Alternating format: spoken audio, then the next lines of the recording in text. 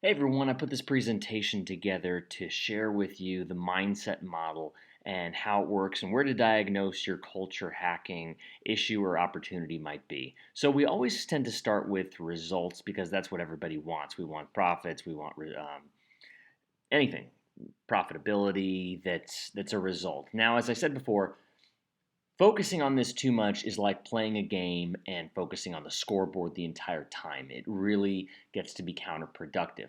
That said, this does need to be hacked if you don't have solid metrics with which to track results.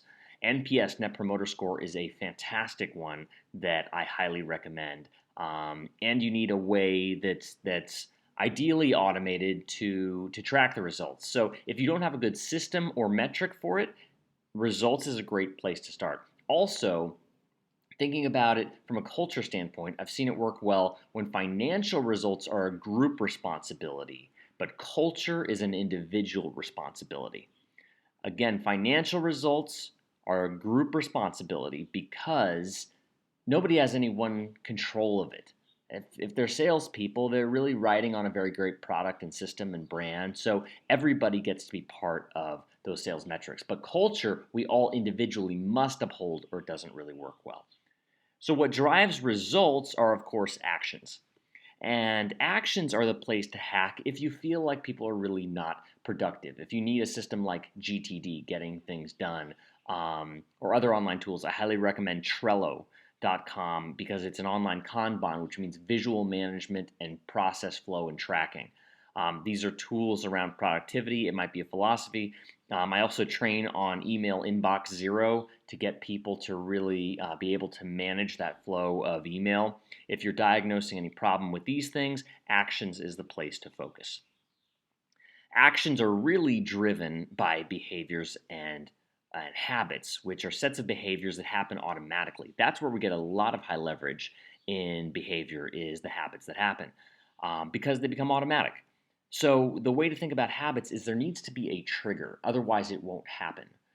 The trigger is something that happens in space and time. For example, on a personal level, that can be setting out your gym clothes in the morning before you go to bed, so that when you see it, it triggers you. I got to work out now. With teams, it can be simple thing as the morning meeting. 8 a.m. We have that 15-minute stand up. Every quarter, we have an all hands celebration. What are the things that you can set in time and space or have triggers? Every time we get this sale, we ask for a testimonial. So, what are those behaviors and habits that you can set in time and schedule or triggers? X happens and then Y happens.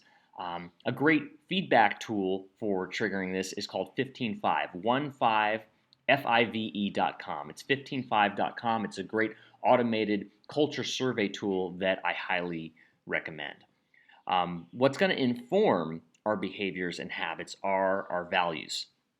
You can take a look at somebody's weekend, see how they spent their time, see how they spent their money, ask them questions. You'll be able to ascertain, did they go for a run because they love the energy? Is it because they want to look good? Is it because they're trying to lose weight? Values are informing their decisions, and they may be different behaviors and activities.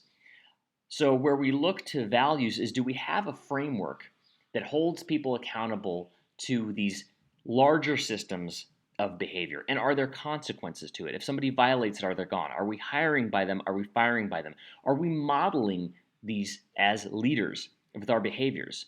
One of the harsh lessons I had as a leader was when I told my team to go to this roller skating event that Zappos was throwing. And I thought I was being a great leader, helpful by staying back and working while they went roller skating. And instead, they felt horrible. They felt guilty. They felt they should be at work because I wasn't modeling what I wanted them to do. I thought I was on some kind of a different plane, even though it had a very good intention to it.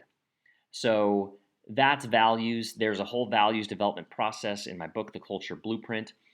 Um, if you have them already, they really need to be instituted company wide. But the biggest test, again, hire by them, fire by them, and do we model them? And then empowering people to take them and use them as a process. And ideally also swear an oath to it or to sign a contract to it with that level of seriousness. What informs our values are our beliefs of how the world works. If, for example, with Zappos, the belief was that service would trump marketing and that people would enjoy it so much that they would tell each other about it. And it gets really interesting if we look to the organizational beliefs and personal beliefs and see what's unique about this. What's a limiting belief that we might have that's holding us back? Or what are those interesting beliefs that we want to bet on that don't make sense? It amazes me how many good ideas and innovations did not start off as things that made sense, like the show American Idol. Many networks turned that show down, but they went into it with a certain set of beliefs that they believed that this would work. So, what are those unique beliefs that we have? What are the personal ones? Um, an interesting example of this, that'll segue us to the next one, is with the hotel chain Joie de Vivre. The the housekeepers there had the belief that service didn't matter. So there was always the value there for service, but it was getting a breakdown. You'll always see a breakdown in one, oftentimes preceded by that there's not one of these before it. If there's a breakdown in results, sometimes you have to hack actions. So if there's a breakdown of valuing service, we see that there's a belief they have that service doesn't matter. So what the CEO Chip did was to create an experience to shift that belief. Because any belief you have is probably informed by experiences of your parents, of society, of any of these things. And it's our experiences that shifts the belief. So in this case, he said, do not make up any of the rooms. Let them go completely messy. And they said, what? Are you kidding me? We can't do this. But he said, you have to do this. I'm the boss. And they did, and they saw the hotel go into a total uproar about it. And that changed their belief that service actually does matter, and that affected the whole rest of the chain. So see how far you have to go back on this to hack it. Where's the breakdown happening? Are you not having the right results to track? Are they not automated? Is there a productivity breakdown that everybody does have everything right, but there's just too many tasks and things slipping down the track? Is it a prioritization issue, which might take us back to values? Prioritization is less an action issue and more of a value issue because we need to prioritize what value comes first. Is it behavior and habits? Do we do it sometimes but not always, and we need to institute a ritual around it? Are they values that they're unclear? This is where the decision-making process comes in. Beliefs. Do we have a belief that if we do X, Y will happen, and that if we do X, Y will not happen? And that there's a core belief there that needs to change. And do we then need to create an experience for our team and for ourselves to shift that? That can be visiting other companies. That can be doing something completely different. That can be doing something totally counterintuitive like Chip did by stopping business working well in order for the bigger vision to emerge and that bigger dedication to service and values. So I hope this is helpful. If you have any questions, you can email me at robert@cultureblueprint.com.